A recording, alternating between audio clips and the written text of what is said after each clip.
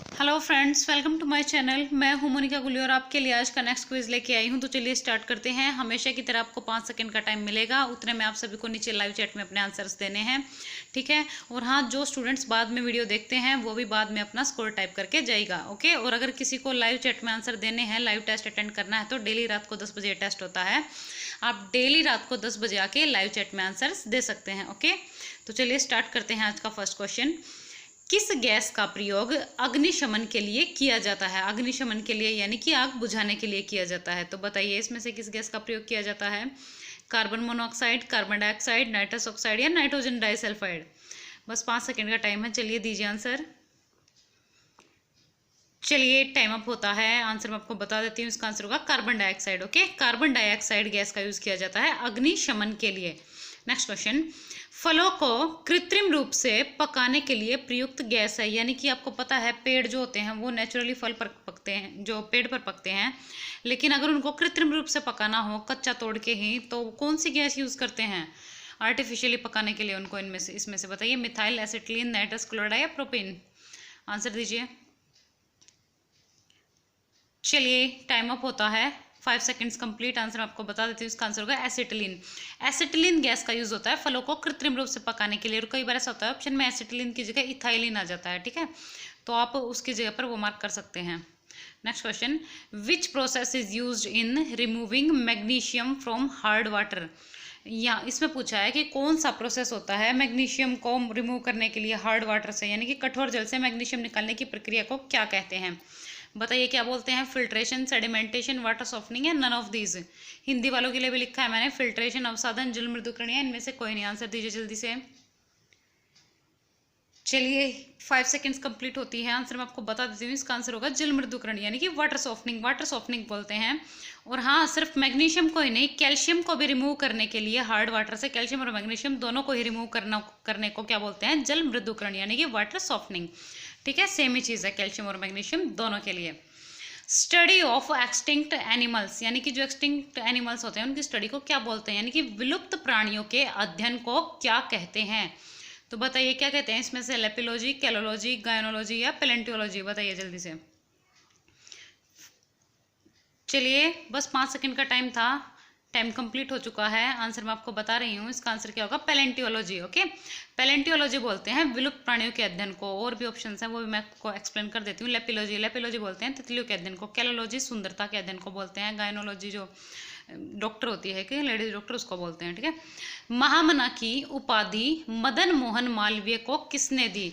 तो महामना की जो पदवी दी थी वो मदन मोहन मालवीय को किसने दी थी? आपको पता है, एक तो आपको यहाँ से ये याद रखना है कि जो मदन मोहन मालवीय है, महामना किसको बोलते थे? तो मदन मोहन मालवीय को बोलते थे, ठीक है। एक तो ये चीज़ यहाँ से क्लियर हो गई, आपको पेपर में पूछते हैं, याद रखिएगा।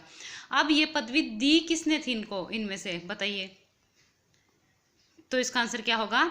महात्मा गांधी। महात्मा गांधी ने मदन मोहन मालवीय को महामना की उपाधि दी थी या पदवी दी थी, एक ही बात है, याद रखिएगा। महामना किसको बोलते हैं? ये भी मदन मोहन मालवीय को बोलते हैं। Next question.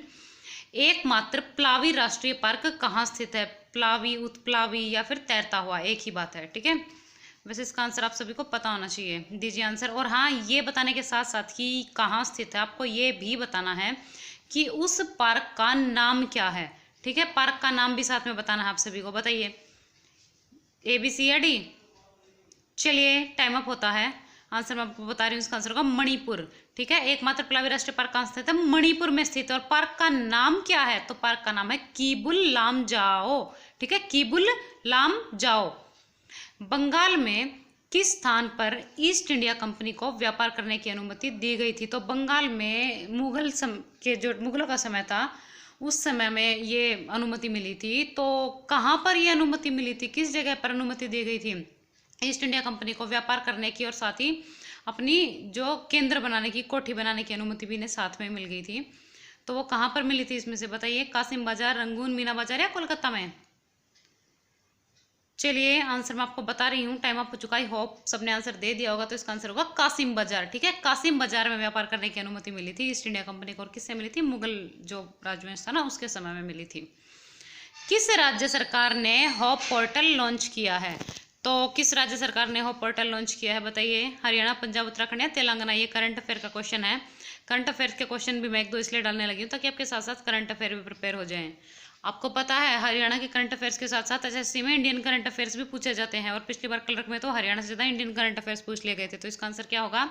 उत्तराखंड। ठीक है, उत्तराखंड सरकार ने जो होप पोर्टल लॉन्च किया है, ये बेरोजगारों के लिए लॉन्च किया गया है, जो नौकरी के इच्छुक है ना उनके लिए लॉन्च किया गया है स्पेशली। और हाँ, अभी हाल ही में उत्तराखंड की राजधानी बनाई गई है ग्रीष्मकालीन। उत्तराखंड की राजधानी वैसे तो पता है, लेकिन एक नई राजधानी और बनाई गई है जिसका नाम है गैरसैंड। याद रखिएगा, पेपर में गैरसैंड आ सकता है आपकी बार, क्योंकि ये अभी कुछ ही समय पहले बनी है। विच protocol used for sending an email? तो इसमें से कौन सा प्रोटोकॉल यूज होता है ईमेल को भेजने के लिए? बताइए, SMTP, HTTP, SQL या POP3? आंसर दीजिए। चलिए 5 सेकंड्स कंप्लीट होती है, आंसर मैं आपको बता रही हूँ। इसका आंसर होगा SMTP। ठीक है, SMTP प्रोटोकॉल यूज होता है ईमेल को सेंड करने के लिए। SMT की फुल फॉर्म है सिंपल मेल ट्रांसफर प्रोटोकॉल। ठीक है, फुल फॉर्म भी याद रखनी है सभी को, मैं रिपीट कर देती हूँ, simple mail transfer protocol. Next question है, मराठा और केसरी के समाचार पत्रों को किन भाषाओं में प्रकाशित किया गया था? तो पहले तो आप ये याद रखिए कि जो बाल गंगाधर तिलक थे ना, उन्होंने मराठा और केसरी के समाचार पत्रों को प्रकाशित किया था। ठीक है, पेपर में क्वेश्चन पूछा गया है कई बार कि मराठा और केसरी समाचार पत्रों का प्रकाशन किसने किया था? तो बाल गंगाधर तिलक ने किया था। बहुत इंपॉर्टेंट पॉइंट है, याद रखना है सभी को। ठीक है, अब वो किन भाषाओं में प्रकाशित किया गया था? 2 भाषाएं बतानी है आपको, इनमें से बताइए जल्दी। तो इसका आंसर क्या होगा? अंग्रेजी और मराठी। ठीक है, अंग्रेजी और मराठी भाषाओं में प्रकाशित किए गए थे मराठा और केसरी समाचार पत्र। बहुत इंपॉर्टेंट है क्वेश्चन, याद रखिएगा। और साथ ही बाल गंगाधर तिलक का नाम भी याद रखना आपको कि बाल गंगाधर तिलक ने इसका प्रकाशन किया था। एक गर्म बिजली के बल्ब में ऊर्जा परिवर्तन होता है, तो जो गर्म बिजली का बल्ब है उसमें जो एनर्जी कन्वर्ट होती है वो किस फॉर्म में होती है? बिजली के बल्ब में आपको पता है इलेक्ट्रिसिटी से जलता है बिजली का बल्ब, तो इलेक्ट्रिसिटी जो एनर्जी होती है, इलेक्ट्रिक एनर्जी जो होती है यानी कि विद्युत ऊर्जा, वो किस में कन्वर्ट होती है? बताइए क्या होगा इसका आंसर? A, B, C या D? चलिए टाइम अप होता है, आंसर मैं आपको बता देती हूँ। इसका आंसर होगा विद्युत ऊर्जा का प्रकाश ऊर्जा और तापीय ऊर्जा में परिवर्तन, यानी कि जो इलेक्ट्रिकल एनर्जी होती है ना उसका थर्मल एनर्जी में, और कौन सी लाइट में? लाइट में कन्वर्स। आपको पता है जब बल्ब जलता है, वो जो पीला वाला बल्ब होता है, आपने देखा होगा कि वो रोशनी तो देता ही है, लेकिन अगर आप उसको जलते हुए पर ही हाथ लगा के देखोगे वो बहुत ज़्यादा गर्म हो जाता है, आसपास का एरिया भी बहुत ज़्यादा गर्म हो जाता है। तो वो क्या करता है, जो इलेक्ट्रिक एनर्जी होता है ना उसको थर्मल एनर्जी और साथ ही जो प्रकाशीय ऊर्जा है ना, दोनों में साथ साथ कन्वर्ट करता है। ठीक है, तो इसलिए इसका आंसर हो गया तापीय ऊर्जा में और प्रकाशीय ऊर्जा में। सिनोनिम ऑफ एडामेंट, तो बताइए एडामेंट का सिनोनिम क्या है? जल्दी से आंसर दीजिए।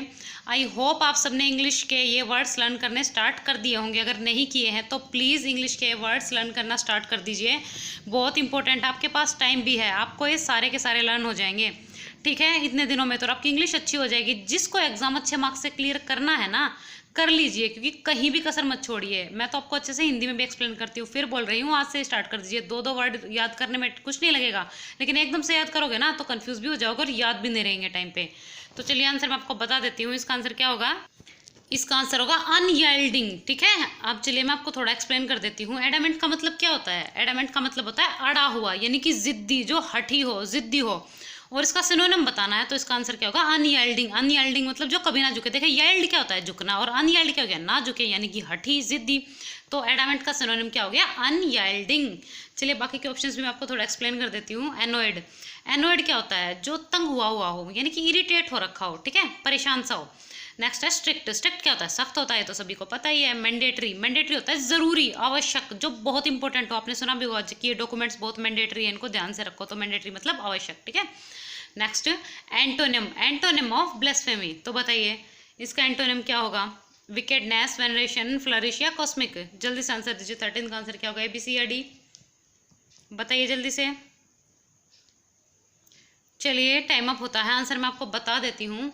13 का आंसर क्या होगा? वेनरेशन, यानी कि ईश भक्ति। अब ब्लेस्फेमी क्या होता है? ब्लेस्फेमी होता है ईश निंदा, यानी कि भगवान की बुराई करना, भगवान के खिलाफ बोलना होता है ब्लेस्फेमी। अब उल्टा क्या हो गया? उनकी तारीफ करना, उनकी भक्ति करना, तो उसका एंटोनिम क्या हो गया? वेनरेशन। ठीक है, वेनरेशन होता है ईश भक्ति, भगवान की भक्ति करना, तो इसका एंटोनिम हो गया। ठीक है, चलिए मैं आपको बाकी के वर्ड्स भी थोड़ा एक्सप्लेन कर देती हूँ। विकेडनेस, विकेडनेस क्या होता है? छल कपट करना, दुष्टता करना किसी के साथ, ठीक है, तो होता है विकेडनेस। आपने सुना भी होगा ये बहुत विकेड है, ठीक है। फ्लरिश, फ्लरिश क्या होता है? फलना फूलना, ठीक है। कहते हैं ना कि वो सभ्यता वहाँ पर बहुत फ्लरिश हुई, जिन्होंने ये सोशल स्टडी है जो वो इंग्लिश में पढ़ी होगी उनको तो पता भी होगा। नेक्स्ट है कॉस्मिक, कॉस्मिक क्या होता है? ब्रह्मांड से संबंधित होता है। आपने सुना भी होगा कॉस्मिक रेज वगैरह से रिलेटेड चीज़ें काफ़ी, तो कॉस्मिक रेज किससे संबंधित होती है? ब्रह्मांड से संबंधित होती है। तो कॉस्मिक मतलब ब्रह्मांड से संबंधित जो चीज़ें हैं। नेक्स्ट है ईडियम। आपको पता है जैसे ईडियम और वन वर्ड सब्सटीट्यूशन भी पूछेगा, तो डेली के आपका एक ईडियम और एक वन वर्ड सब्सटीट्यूशन भी आप लर्न कर ही सकते हो। देखिए जिसको एग्जाम क्रैक करना है ना, अब की बार लगना ही है, तो ये 4 वर्ड्स डेली लर्न करना स्टार्ट कर दो। अब तक नहीं किए हैं तो अब स्टार्ट कर दो। एक बार शाम को, अभी जैसे वीडियो देख ली तो एक बार शाम को फिर रिवाइज कर लो, और 2-3 दिन में रिवाइज कर लो, या वीकली एक बार फिर से रिवाइज कर लिया करो इन सारे वर्ड्स को, या कहीं नोट कर लो, या वीडियो को एक बार रिवाइज कर लिया करो, ठीक है, आपकी इच्छा है। The luxury car that they about turned out to be a white elephant. अब ये स्टार के अंदर है, ये ईडियम आपको पता है, तो वाइट एलिफेंट बताइए क्या होगा इसका आंसर? तो 14 का आंसर क्या होगा? कॉस्टली और ट्रबलसम पोजेशन, ठीक है। तो इसका मतलब क्या है? वाइट एलिफेंट है, वाइट एलिफेंट है महंगी परंतु बेकार वस्तु, यानी कि जो बहुत महंगी हो लेकिन यूजलेस हो, उसका कुछ खास ज़्यादा यूज ना हो। तो इसका आंसर क्या हो गया? कॉस्टली और ट्रबलसम पोजेशन। चलिए बाकी के ऑप्शंस भी थोड़ा बता देती हूँ मैं आपको। ये रेयर आर्टिकल, आपने सुना होगा ये चीज़ काफ़ी रेयर है, रेयर मतलब दुर्लभ, ठीक है, तो रेयर मतलब दुर्लभ। चलिए नेक्स्ट क्वेश्चन देख लेते हैं। नेक्स्ट क्वेश्चन है वन वर्ड सब्सटीट्यूशन। अब without the name of the author, यानी कि नहीं, मैं आपको हिंदी एक्सप्लेन नहीं कर रही हूँ, एंड में समझाती हूँ। बताइए आप मुझे, बताइए क्या होगा इसका आंसर? ए, बी, सी या डी? जल्दी से आंसर दीजिए, 5 सेकंड का टाइम है बस, जल्दी जल्दी जल्दी। चलिए टाइम अप होता है। आंसर मैं आपको बता रही हूँ, इसका आंसर होगा एनोनिमस, ओके, यानी कि अनजान, ठीक है। अब देखिए without the name of the author, आप नाम देख के ही समझ गए होंगे कि बिना ऑथर के नाम का, यानी कि बिना लेखक के नाम के, बिना ऑथर क्या होता है? लेखक होता है। तो बिना लेखक के नाम के बिना कोई चीज़ हो तो उसको क्या बोल देते हैं? Anonymous, okay. चलिए बाकी के ऑप्शंस मैं आपको बता देती हूँ। प्लेनरी, जो बात चीज़ सभी के लिए हो, ठीक है, यानी कि सब पर लागू होती हो कोई चीज़, ठीक है, उसको बोलते हैं रिलैप्स। अब देखिए रिलैप्स क्या होता है? स्वास्थ्य है, यानी कि स्वभाव में बदतर हो जाना, ये तो स्वास्थ्य, इसको स्वास्थ्य के रूप में भी यूज हो जाता है कई बार, और कई बार इस तरह भी हो जाता है कि स्वभाव में बदतर हो जाना, ठीक है, यानी कि किसी का नेचर बिल्कुल खराब हो जाना। मैग्नेट, अब मैग्नेट सभी को पता है चुंबक होती है, ठीक है। चलिए नेक्स्ट क्वेश्चन देख लेते हैं। निम्न में कौन सा वाक्य है? अब वाक्य बताना है आपको, कौन सा वाक्य है? सचिन नहीं गाएगा क्योंकि उसका गला खराब है। अब मैं डेली, अब आई होप आपको जो जहाँ जहाँ जहाँ जब जब इस टाइप के वाक्य का पता चल गया होगा, वहाँ पर मिश्र वाक्य होते हैं, ठीक है। मैंने आपको बताया था कि जब जब जहाँ जहाँ जो आ जाए या की आ जाए तो वहाँ पर कौन से वाक्य होते हैं? मिश्र वाक्य होते हैं, ठीक है। आपको एक वीक से मैं उसी की प्रैक्टिस करा रही हूँ, आई होप आपको याद हो गया होगा। फिर भी मैं हिंदी का आपके लिए जल्दी क्विज स्टार्ट करने वाली हूँ टॉपिक वाइज, ठीक है। उसमें मैं आपको थ्योरी कराऊंगी और बाद में क्विज कराऊंगी, ठीक है, और फिर बाद में अलग से क्विज लेके आऊंगी आपका टेस्ट लेने के लिए। देखती हूँ वो topic, I will make sure कि आपको वो टॉपिक बिल्कुल रट जाए, बिल्कुल पक्का हो जाए। हिंदी में तो आपका एक भी मार्क्स कटना ही नहीं चाहिए। तो बताइए क्या होगा इसमें? मिश्र वाक्य है, ठीक है। इसमें कौन सा वाक्य है? मिश्र वाक्य है। अब देखिए इसमें मिश्र वाक्य क्यों है? अब देखिए मैंने आपको बताया था कि जब भी की आ जाए वहां पर मिश्र वाक्य होता है, जो जहां जब जब आ जाए वहां पे मिश्र वाक्य होता है। लेकिन अब देखिए क्योंकि इसमें भी की आ रहा है ना छोटा, क्योंकि, तो जब क्योंकि आ जाए ना तब भी मिश्र वाक्य ही होता है, क्योंकि उसमें भी देखिए की ही आ रहा है, ठीक है। आई होप आप समझ गए होंगे कौन सा वाक्य है ये? मिश्र वाक्य। जो जहां जब जब जय की वाले कौन से होते हैं? मिश्र वाक्य होते हैं, ठीक है। आई होप आपको चीज़ें धीरे धीरे करके याद हो रही होंगी, और नहीं भी हो रही होंगी तो एग्जाम्स तक मैं आपको वैसे ही याद करा दूंगी, कोई दिक्कत की बात नहीं है, ठीक है। दिनेश में कौन सी संधि है? आप बताइए कौन सी संधि है इसमें? गुण संधि है, यण संधि है, दीर्घ संधि है, आयादी संधि है? बताइए जल्दी से आंसर दीजिए, जल्दी जल्दी जल्दी। चलिए टाइम अप होता है। आंसर मैं आपको बता रही हूँ, इसका आंसर क्या होगा? गुण संधि। अब देखिए इसमें गुण संधि क्यों है? जब मैंने आपको स्टार्टिंग का क्विज कराया था ना, बिल्कुल स्टार्टिंग से जो बच्चे अटेंड कर रहे हैं उनको पता होगा कि जब भी ए की मात्रा या ओ की मात्रा आ जाए तो मैंने आपको बताया था कौन सी संधि होती है? हमेशा गुण संधि होती है, ठीक है। तो इसमें ए की मात्रा आ रही है तो कौन सी संधि होगी? गुण संधि होगी, ठीक है। और हाँ, दीर्घ संधि की मैं आपको बहुत अच्छे से प्रैक्टिस करा चुकी हूँ। उसमें सिर्फ 2 चीज़ें ऐसी रह गई हैं, 2 ही शब्द ऐसे रह गए हैं जो एक्सेप्शनल केस है, वो मैं आपको अभी जब स्पेशल क्विज कराऊंगी ना तो उसमें बता दूंगी, ठीक है। स्पेशल क्विज में मैं आपको 2 शब्द भी बता दूंगी, वरना आपकी दीर्घ संधि के मैं आपको ज़्यादातर वर्ड्स जो इंपॉर्टेंट है ना वो करा चुकी हूँ, जो अलग से हैं। ठीक है, चलिए समास है। अब मक्खी चूस में कौन सा समास है, बताइए मक्खी चूस में कौन सा समास है? कर्मधारय है, द्वंद्व है, बहुब्रीहि है, द्विगु है? वैसे आप इसका देख के अंदाजा लगा सकते हो कि कौन सा समास है ये। चलिए आंसर मैं आपको बता रही हूँ, जिसको पता था उसने आंसर दे दिया होगा। तो इसका आंसर क्या होगा? बहुब्रीहि। ठीक है, बहुब्रीहि, मक्खी चूस में बहुब्रीहि समास। अब देखिए इसमें बहुब्रीहि समास क्यों है? मैं मक्खी चूस क्या होता है? मक्खी को चूसने वाला, मक्खी को चूसने वाला मतलब कंजूस। ठीक है, ये कंजूस के उसमें बोला है। अब मैंने आपको बताया था जब भी शब्द कोई और यूज हो रहा हो और उस शब्द को तोड़ने के बाद उसका मीनिंग अलग ही निकले, तो वहां पर हमेशा कौन सा समास होता है? बहुब्रीहि समास होता है।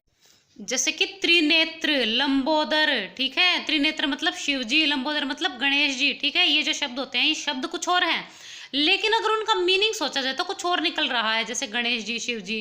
तो जब भी किसी शब्द का मीनिंग कुछ, शब्द कुछ और उसका मीनिंग कुछ और ही निकले, तो वहां हमेशा बहुब्रीहि समास ही होगा। इस चीज को याद कर लीजिए, बिल्कुल रट लीजिए। ठीक है, जब स्पेशल क्विज अलग अलग टॉपिक्स की हिंदी की स्पेशल क्विज लेके आऊंगी तब भी आपको अच्छे से कराऊंगी। जिसको समझ नहीं भी आ रहा है, जो बच्चे नए हैं ना, कोई दिक्कत की बात नहीं है। आप जो मैंने क्विज स्टार्टिंग से करा रखे हैं ना, 1 2 3 4 5 स्टार्टिंग से जो भी क्विज करा रखे हैं आप उनको देखिए। ठीक है, आपको चीज़ें समझ आ जाएंगी। और फिर भी मैं आपके लिए स्टार्टिंग से कराऊंगी, टेंशन मत लीजिए जो स्टूडेंट्स नए हैं। और जो पुराने हैं उनकी प्रैक्टिस भी हो जाएगी अच्छे से, क्योंकि क्विज की फॉर्म में ही कराऊंगी। क्विज लूंगी, आपका टेस्ट लेती हूँ, देखती हूँ किसको कितना आया है। सुरभित सुंदर सुखद सुमन तुझ पर खिलते हैं में कौन सा अलंकार है? आपको पता है एसएससी के सिलेबस में अलंकार भी मेंशन है, इसलिए मैं आपके अलंकार की भी प्रैक्टिस करा रही हूँ धीरे धीरे करके। इतने अलंकार है भी नहीं, आपको सारे ही याद हो जाएंगे।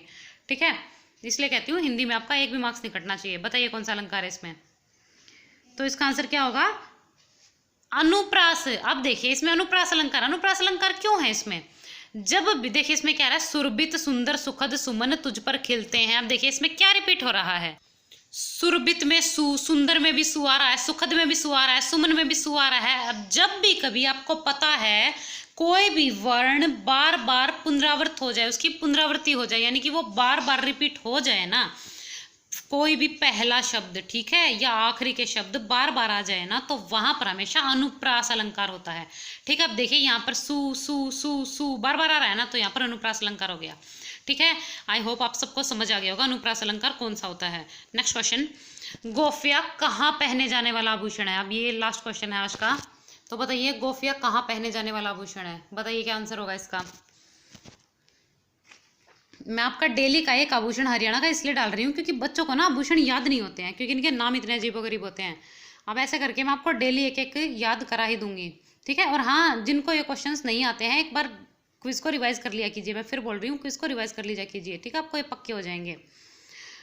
और अभी आभूषण पूरे होने के बाद मैं वस्त्र स्टार्ट कर दूंगी आपके, वो नीले पार्ट वाला, वो सब चुंदरी वगैरह के। ठीक है, तो इसका आंसर क्या हो गया? गले में। ठीक है, गोफिया कहाँ पहने जाने वाला आभूषण है? गले में। अब देखो गै से गला बन रहा है, गै से ही गोफिया बन रहा है। आप इसको इस तरीके से याद रख सकते हैं, लेकिन ये याद रखिएगा ये पुरुषों द्वारा पहने जाने वाला आभूषण है। ठीक है, गले में पहनने जाने वाला आभूषण है, लेकिन पुरुषों के द्वारा पहने जाने वाला आभूषण है। ठीक है, इंपॉर्टेंट है, ये चीज भी याद रखिएगा। ठीक है, चलिए जल्दी से आप सभी स्टूडेंट्स अपना स्कोर टाइप कर दीजिए। चलिए चलिए जल्दी से, जल्दी सभी स्टूडेंट्स को टाइप कीजिए। और हाँ, जो स्टूडेंट्स वीडियो को लाइव चैट में आंसर नहीं देते हैं, बाद में आंसर देते हैं, वो क्विज को अटेंड, क्विज देख के बाद में अपना स्कोर टाइप करके जाया कीजिए प्लीज़। मैं सबका स्कोर चेक करती हूँ। ठीक है, तो जो सभी स्टूडेंट्स अपना स्कोर टाइप कीजिए। और हाँ, जिसने चैनल को सब्सक्राइब नहीं किया है चैनल को सब्सक्राइब कर लीजिए और बेल आइकन जरूर दबा लीजिए, वरना आपको नोटिफिकेशन नहीं मिलेगी। डेली ये टेस्ट 10 बजे होता है। ठीक है, तो 10 बजे आ जाया कीजिए लाइव चैट में आंसर देने के लिए। और हाँ, अगर आपको और किसी टॉपिक पर कोई वीडियो चाहिए, कोई क्विज चाहिए, तो मुझे कमेंट बॉक्स में बता सकते हैं, मैं आपको वीडियो प्रोवाइड करा दूंगी। और हाँ, अगर आपको कोई चेंज कराना है वीडियो में अपनी सहूलियत के अकॉर्डिंग, तो मुझे बता दीजिएगा, मैं चेंज कर दूंगी। और हाँ, मैं हरियाणा के प्रीवियस ईयर क्विज की सीरीज भी डालती हूँ, हरियाणा के भी, इंडियन के भी और एनिमल हस्बेंड्री की भी। मैंने जो पुराने पेपरों में अब तक क्वेश्चन आए हुए हैं ना, उनकी एक सीरीज डाली है। प्लेलिस्ट में आपको वीडियो मिल जाएंगी, वहाँ से आप देख लीजिएगा। ठीक है, उन वीडियोज़ को भी जिस स्टूडेंट ने नहीं देखी है। Okay, bye bye, thank you. और हाँ, जितना हो सके प्लीज़ वीडियो को लाइक कर दीजिए। जिसने स्कोर टाइप कर दिया है वीडियो को लाइक कर दीजिए। और हाँ, बाद में कमेंट बॉक्स में सभी ज़रूर बताए के जाएंगे कि वीडियो आपको कैसी लगी। ओके, जितना हो सके लाइक करें, शेयर करें और चैनल को सब्सक्राइब करें, और हाँ बेल आइकन दबाना मत भूलिएगा। Best of luck to all of you and good night. Thank you.